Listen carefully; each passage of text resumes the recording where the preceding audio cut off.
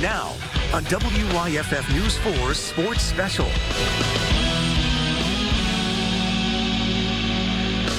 I wanted to make it deep in the tournament, and that's what we're here to do. For the 4th straight year, we're going to be one of 4 teams standing. The undefeated South Carolina Gamecocks women's basketball team, I just say we have unfinished business, is heading to the Final Four. For some of us, this is revenge tour. A look at this weekend's matchups in Cleveland. We got some work to do still, though. And a look back on the Gamecocks' dominance this season. We just focus on this year and bringing home that national championship trophy. Now, on road to the title. If it's rock and roll you want, look no further than Cleveland drumming up a show-stopping headliner this weekend in the women's Final Four. Alongside Julia Morris, I'm Mark Whiteman. Thank you for joining us for a Road to the Title special. The 3rd member of our team, Chase Justice, is standing by in the land. He's been following the Gamecocks all tournament long, from their opening weekend in Columbia to their wins last weekend in Albany. He will join us in just a moment. But like any good musical act, sometimes improvisation is required, and that is what we are doing tonight. Yeah, Mark, obviously I hope to be in Cleveland tonight. That didn't happen. There were major airline cancellations and delays, and we want to be transparent with you. You know, I fully intended to go. I'm disappointed that I could not be here. The Gamecocks are having such a phenomenal season, but we're still committed to bringing you the very best coverage of the historic season that this team is putting together, and Chase is doing an awesome job out in Cleveland. He will continue to do a phenomenal job for us in the land. I hate it for you because I know how much you were looking forward to this weekend, but we pivot and we adjust. And before we get to Chase, let us dive in on these Gamecocks returning to the biggest stage in college basketball for the 4th year in a row and the 6th time under head coach Dawn Staley. But after replacing all 5 starters from last season, head coach Dawn Staley didn't foresee all the success with a team full of underclassmen that were, by her own admission, out of shape last summer, and even her players admitting there's a little bit of shock getting to this point. Yeah, I can't lie. I am a little bit, just because, and we all said this, like, we didn't know what to really expect from our team, and just to see that we're back at the Final Four, it's pretty amazing. I wasn't ready for, you know, all the things that come with having a younger team. I wasn't used to not having a leader. They taught me how to, there's a number of ways to be successful.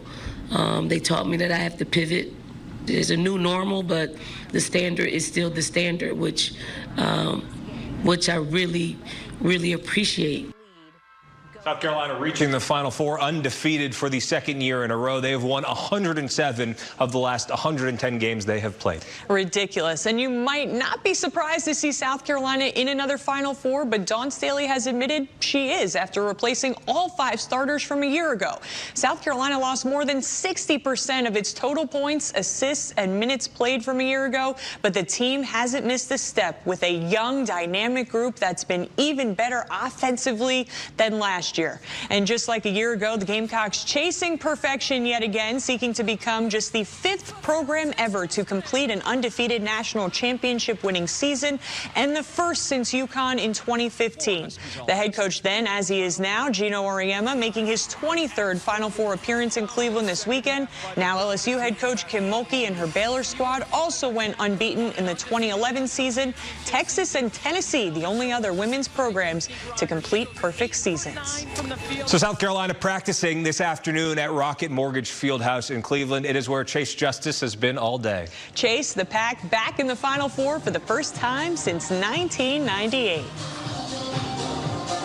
Guys, while this is familiar territory for the Gamecocks, this trip to the Final Four for the NC State Wolfpack, 26 years in the making, sitting just 1 win over South Carolina away from what would be their first appearance in an NCAA national championship game in program history. NC State already had to upset a 1 seed to get here, knocking off Texas over the weekend thanks to some hot shooting from behind the arc, making 50% of their threes in a 10-point win over the Longhorns. Wes Moore has turned the Wolfpack into one of the ACC's top programs. He knows the challenge ahead of his team in trying to end South Carolina's season, and he said he thinks this is the best Gamecocks team that he's ever seen. No doubt in my mind. Okay, because they can shoot it. They got 3 or 4 kids that are shooting over 40% from 3. It's going to be a tough challenge. But, you know, I've gotten all the text messages about David and Goliath, okay? So praise the Lord. Amen. NC State picked to finish 8th in the ACC this year, so have already surprised a lot of people this season. One of the Wolfpack's leaders this year used to wear garnet and black. Junior Sanaya Rivers is averaging 12 points a game this season. She was part of the 2022 Gamecocks National Championship squad and said it's all love between her and her former coach, Dawn Staley.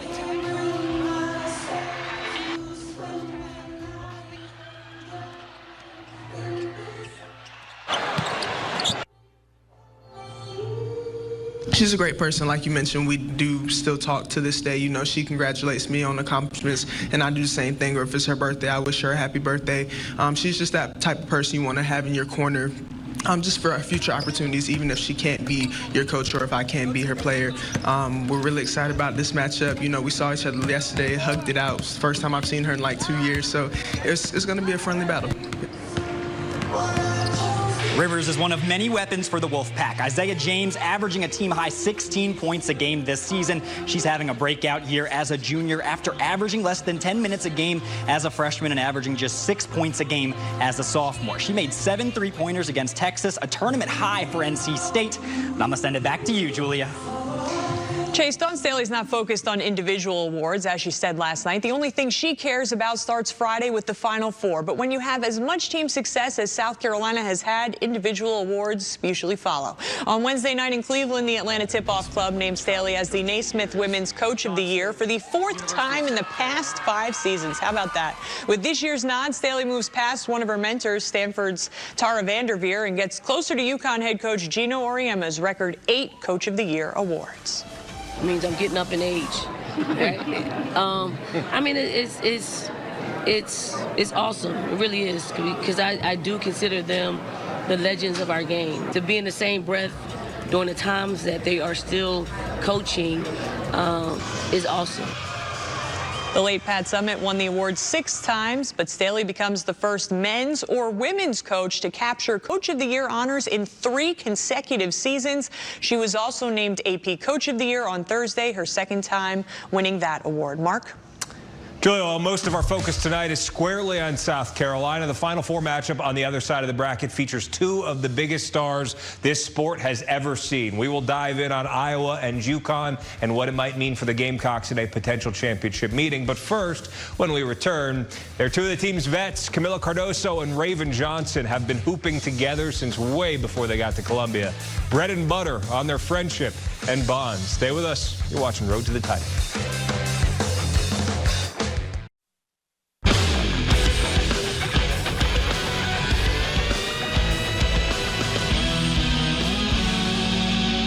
Our team is a very hungry team. We're competitors. We love the game. We love each other. So we want to win for each other. And for some of us, this is revenge tour. A year ago, heartbreak for the Gamecocks in Dallas. Their perfect season ending with a loss to Iowa in the Final Four. This year, star center Camila Cardoso and the rest of this South Carolina team vying to finish the job. And when USC's perfect season was hanging by a thread in the SEC semifinals against Tennessee, Cardoso made her first career 3-pointer to keep the revenge tour rolling. Now, while these Gamecocks may be a young bunch, they have 3 players on the current roster that were also a part of that 2022 national championship winning team. 2 of those girls, Camila Cardoso and Raven Johnson, have a connection some 10 years in the making. Bread and butter, as they like to call it, and that relationship is shining through both on and off the court for this Gamecocks team. I am the butter. She's the bread. I'm the butter because I always give her the ball, and I find her. She's the bread because she finishes it, and she always, make the layup. The South Carolina Gamecocks have far exceeded expectations in 2024.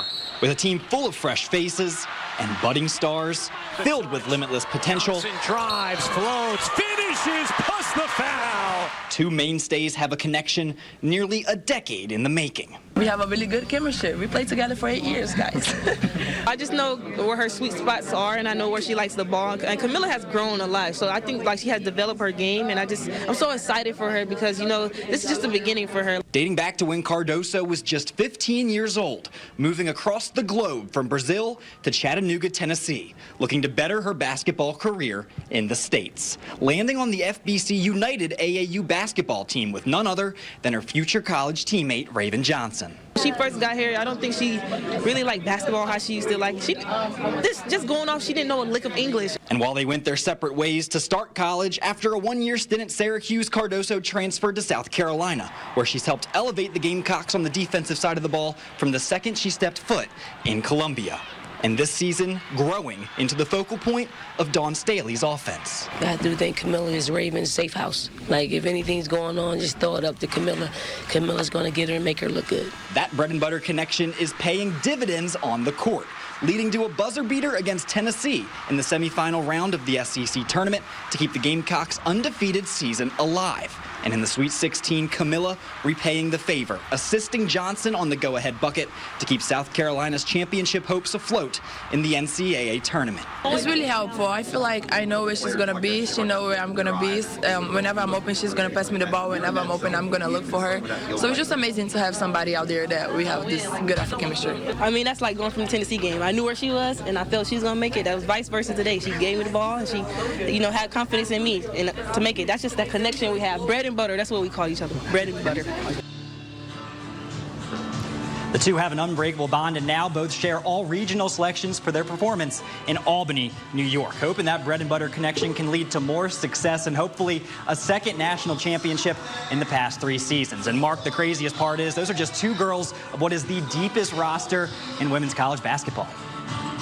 Yeah, Chase, great work on that story. And with a team as deep as South Carolina's, there's no shortage of players to spotlight. And while both Cardoso and Johnson have been mainstays in the starting 5 all season, the Gamecocks are getting nearly 34 points per game from their bench, with a couple of underclassmen from Columbia helping lead the way. Freshman Mylasia Fulwiley and sophomore Ashlyn Watkins grew up in Columbia as Dawn Staley built her dynasty there. And the former 5-star recruits have been human highlight reels since stepping foot on campus. Watkins, who won Gatorade State Player of the Year at Cardinal Newman in 2022, has stuffed the stat sheet as a scorer, rebounder, and defender, becoming the first woman to dunk in a game at Colonial Life earlier this year, which you just saw there. While Fulwiley, who dazzled at Keenan High School, is second on the team in scoring, despite playing the 7th most minutes. I just believe in myself, and I just trust myself, and I just put all the work in and bet on myself every time. And when I get it out on the court, sometimes magic happens, and that's why. I'm looking forward to just playing, just being here, to be honest. This is different. But we're just going to have to be disciplined and keep our composure and just play for 40 minutes. Fulwiley and Watkins each won 4 high school state titles in Columbia at 2 different schools. 2 wins now from bringing their first national championship back to Columbia. Julie? Mark, those two have been special to watch. And while Watkins and Fulwiley are homegrown talent, Dawn Staley also added a key piece from the transfer portal this offseason. Veteran guard Tahina Paopao originally thought she would leave Oregon for TCU, but a visit to Columbia and a call with Staley changed her mind. Now, a year after the Gamecocks went 4 for 20 from beyond the arc in their loss to Iowa in the Final Four, they have a player who's been lethal from 3, with Paopao ranked 2nd in the country in 3-point percentage. After USC's Elite 8 win, Paopao saying she's ready to make her Final Four debut here in Cleveland. When I came here, this is what I wanted. I wanted to make the tournament. I wanted to make it deep in the tournament, and that's what we're here to do. And I'm really just happy and grateful that we're moving on. Paopao averaging 10 points a game this season. Well, coming up, the women's Final Four loaded with superstar talent this year. A preview of the other 2 teams competing for a spot in the national championship game. Plus, former coach and now ESPN analyst Carolyn Peck shares her thoughts on how South Carolina's game separates them from the other 3 teams still dancing. Like I said, I think it's been a special year for women's basketball. So to win this award is really special. I'm just very grateful and thankful, and I'll see you on Friday night. The Stars are rocking in Cleveland, including, of course, Naismith Player of the Year, Iowa's Caitlin Clark, who is perhaps the biggest draw the women's game has ever seen. After the Hawkeyes advanced to the Final Four, the average ticket price for Friday's games rose to $2,600, and their Elite 8 win over LSU was the most watched women's basketball game ever. 2 of the sport's most electrifying stars linked since their middle school days, growing up in the Midwest on opposite sides of each other in the other Final Four matchup. Iowa's Caitlin Clark, the NCAA's career scoring leader, and UConn's Paige Beckers, who was the first freshman ever to win National Player of the Year in 2020. And after missing all of last season with a torn ACL, has the Huskies back in the Final Four. Clark's head coach Lisa Bluter doesn't want this matchup billed as Clark versus Beckers, and understandably so. It's Iowa versus UConn, but the Stars have brought added gravity at a time women's basketball is gaining more attention than ever. It's not Paige versus Caitlin, and, you know, it takes the entire team to win a basketball game, and you know, both of us are going to do everything we can. But I think the coolest thing about Paige is how resilient she is. Obviously, she's kind of been dealt a tough hand, and the way she carries herself on and off the court, the way she works hard, and none of that has changed, you know, since I've known her since she was in middle school. She's always worked that same way. She's always had that fire. She's always been a great leader. I think the biggest thing about her is she competes, and she's just a winner. She wants to win at all costs, and so I know going into that, it'll be a great matchup. Now, South Carolina is familiar with both of these teams on this stage, having lost to Iowa in the Final Four last year and capturing the 2022 title over UConn in Minnesota. Chase, Clark, and Beckers, just a few of the big names in Cleveland. Chase?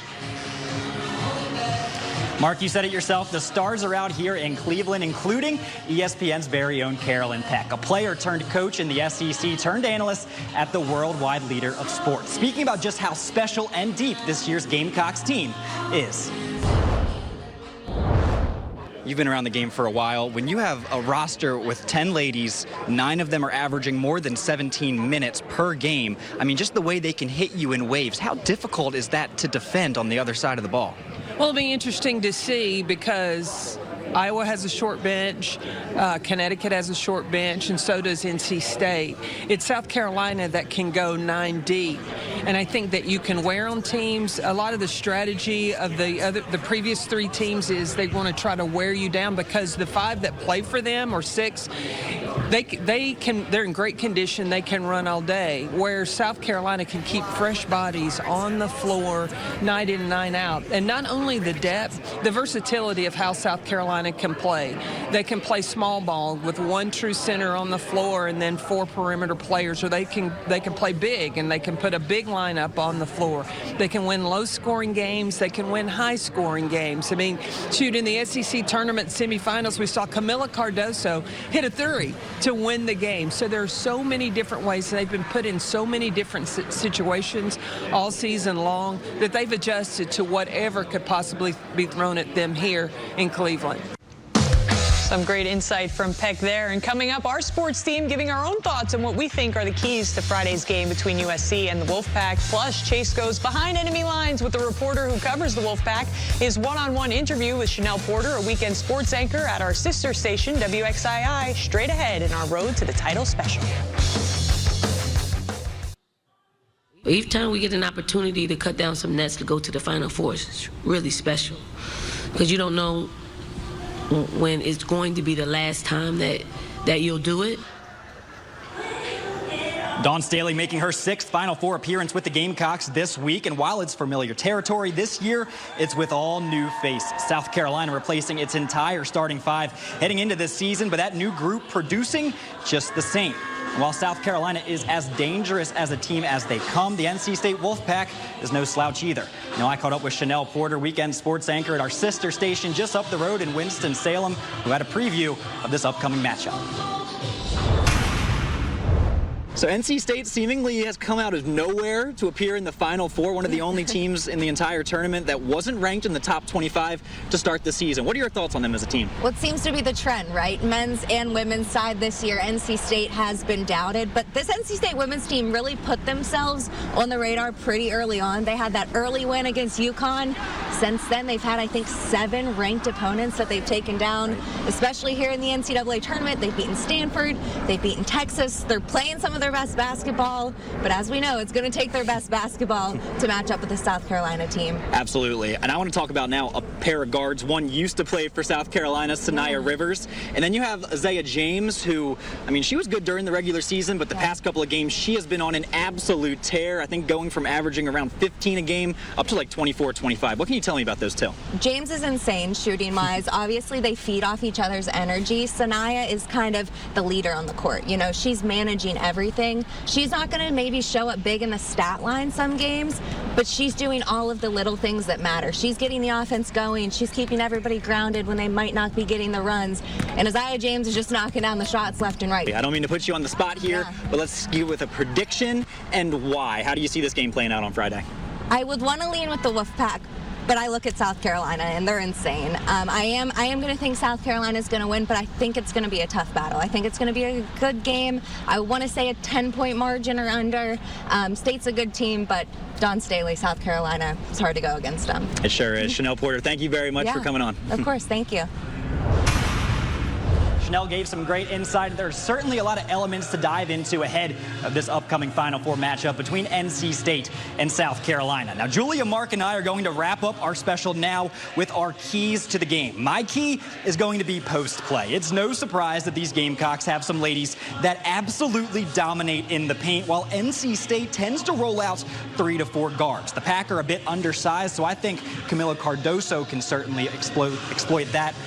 Full Wiley in transition, mixed with the size of this team, I think might be the difference that just happens to lead to the Gamecocks absolutely dominating this matchup. But Julia and Mark, I'm interested to hear what your guys' keys to the game are back in the studio. Yeah, Chase, you mentioned post play. Mark, South Carolina dominant in that regard against Oregon State, outscored them in the paint 44-14. So definitely something to watch for. And we know Dawn Staley wants her team to play great defense. As we see this video of Ashlyn Watkins, they call her Swatkins. She has the ability to make some big blocks. I definitely think South Carolina has to defend the 3. Oregon State, Indiana got back into their games against South Carolina because the Gamecocks did a poor job of limiting that 3-point shooting in those games. So South Carolina definitely has to protect and make sure to stop the 3 when they take on NC State tomorrow night. Mark. So you mentioned defending the 3. My key to the game is going to be their guard play needs to be efficient, particularly shooting the 3. Tahina Pau, Raven Johnson, Mylasia Fulwiley, Bree Hall, they had a rough game shooting against Oregon State, a combined 25%. Now, they were able to take advantage with some offensive rebounds and second chance points. Obviously, Tessa Johnson had a great game, but I think an efficient shooting night against one of the best defensive rebounding teams in the nation is going to be key. Either way, Julia, we got a lot of fun in store this weekend. So many elements at play, so many superstars in the game today, and it's so incredible that through it all, South Carolina in the same position they were last year, undefeated, chasing a national championship. For Julia Morris, Chase Justice, myself, and our entire team, thank you for joining us for our Road to the Title special. We cannot wait to see how this weekend shakes out in Cleveland. Have a great night.